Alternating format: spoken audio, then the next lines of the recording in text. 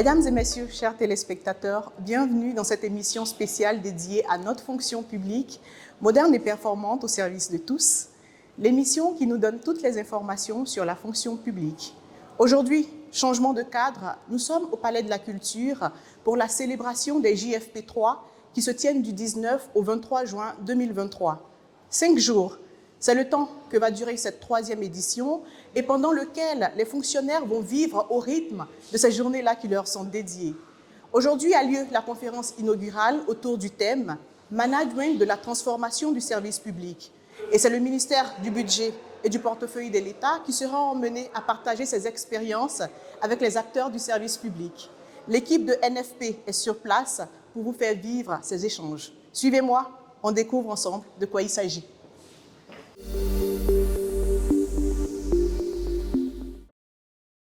C'est un insigne honneur pour moi de prendre la parole ce jour au nom du comité d'organisation de la 3e édition des Journées de la fonction publique en Côte d'Ivoire, en abrégé JFP 2023. Il convient de rappeler que les Journées de la fonction publique ont fait leur entrée en 2021 dans l'écosystème des activités du ministère de la fonction publique en Côte d'Ivoire, sous le leadership éclairé de Mme Anne-Désirée Ouloto, ministre de la fonction publique.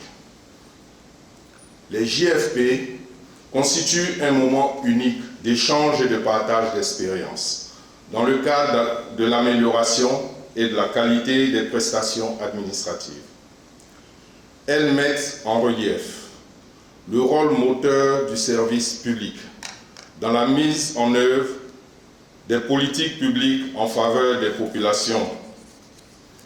Pour la 3e édition de ces journées dédiées à la fonction publique, plusieurs activités ont été conçues en vue de s'attaquer à la question du rôle des fonctionnaires et agents de l'État dans le processus de transformation du service public.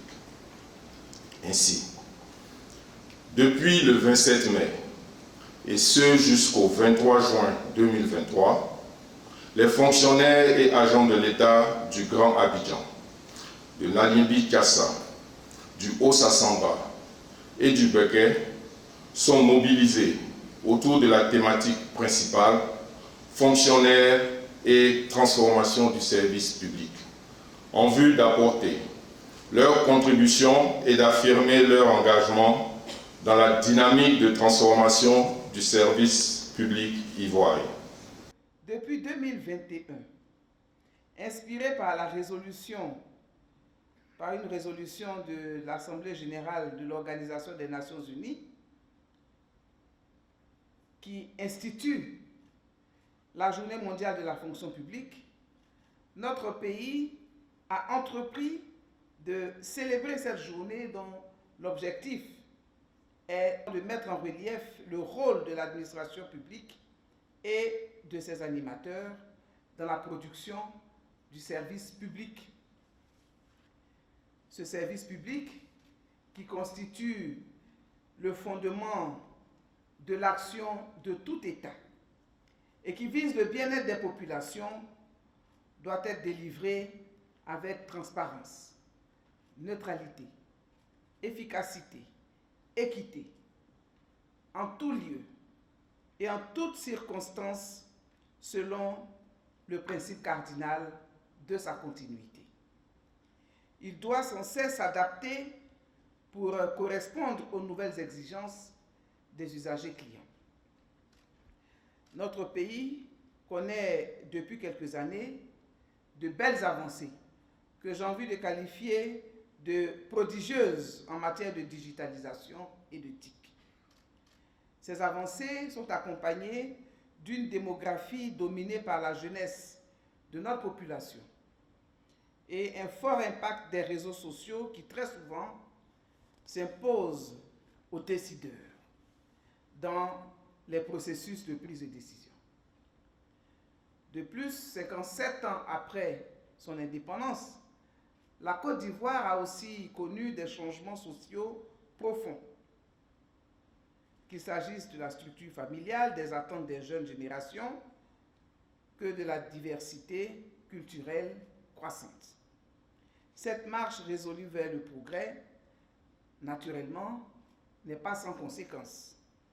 En effet, les progrès entraînent avec eux des niveaux d'exigence de plus en plus élevés de nos populations qui aspirent à des services de qualité, à des services produits avec célérité, responsabilité, efficacité et professionnalisme. Il est donc de notre devoir d'anticiper ces changements, d'adopter une approche inclusive et de repenser nos politiques et nos pratiques afin de répondre aux besoins de tous les membres de notre société. Cela nécessite une réflexion créative, une remise en question de nos méthodes et une ouverture aux nouvelles idées et technologies.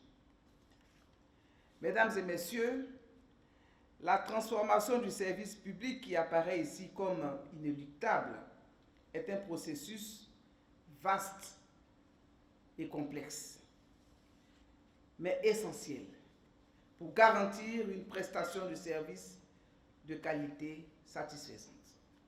Alors, le service public, je ne voudrais pas vous faire l'injure de vous indiquer un peu ce que c'est, mais c'est toujours bon quand même, comme nous avons des élèves fonctionnaires dans la salle, que c'est d'abord quelque chose qui découle de l'intérêt général. Alors c'est un intérêt général qui est assuré par des services dits publics, donc des services rémunérés à partir de ressources collectées sur des activités privées, des richesses privées créées, de façon donc à financer des biens collectifs qui sont bons pour l'ensemble de la collectivité. Et c'est pour cela donc qu'on va faire en sorte que chaque membre de cette collectivité-là puisse contribuer à hauteur de sa capacité contributive, de sorte donc à éviter des passagers clandestins qui eux vont profiter donc des différents avantages ou des différents efforts déployés pour mettre la collectivité à l'aise, alors que eux malheureusement ne payent pas grand-chose. C'est également aussi un instrument fondamental pour assurer une certaine efficience des activités économiques et permettre également une accélération du rythme de création de richesses sur un territoire économique.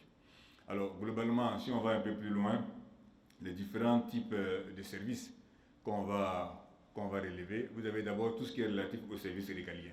Vous avez les services dits de l'État-providence.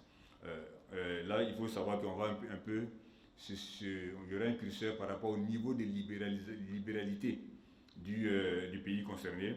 Donc, tout ce qui est relatif à l'éducation, tout ce qui est relatif à la santé, tout ce qui est relatif aux actions sociales, suivant dans la nature de votre économie, ça va être totalement public, un peu moins, ou peut-être même quelquefois totalement privé. Voilà. Mais dans tous les cas, c'est un service d'État-providence parce qu'en général, les soins de santé que vous allez payer, bien souvent, il y a une partie qui est subventionnée par l'État. Et vous avez tout ce qui est relatif aux services de réseau, notamment les problématiques des transports, les routes, les problématiques d'énergie, les problématiques de télécommunications.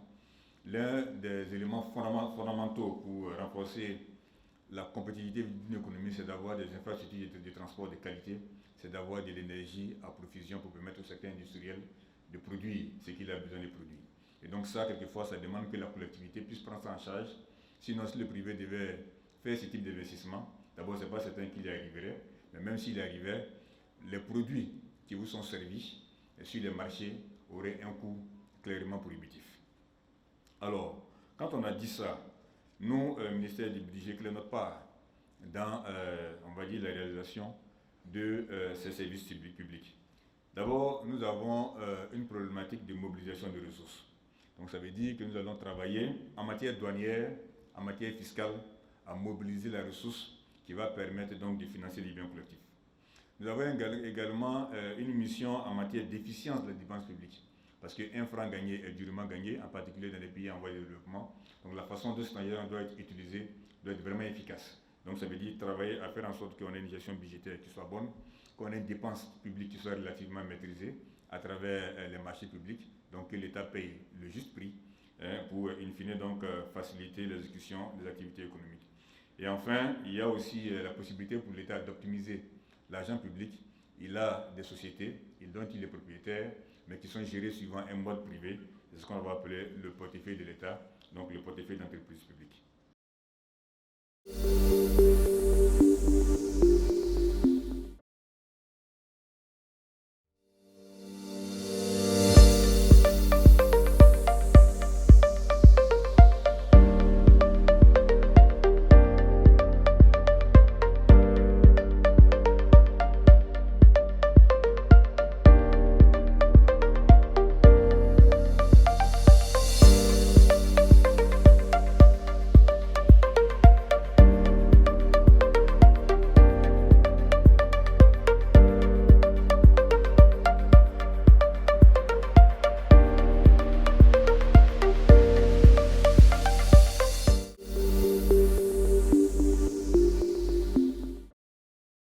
Fin de cette cérémonie, nous espérons que vous avez appris un peu plus sur les activités de notre fonction publique.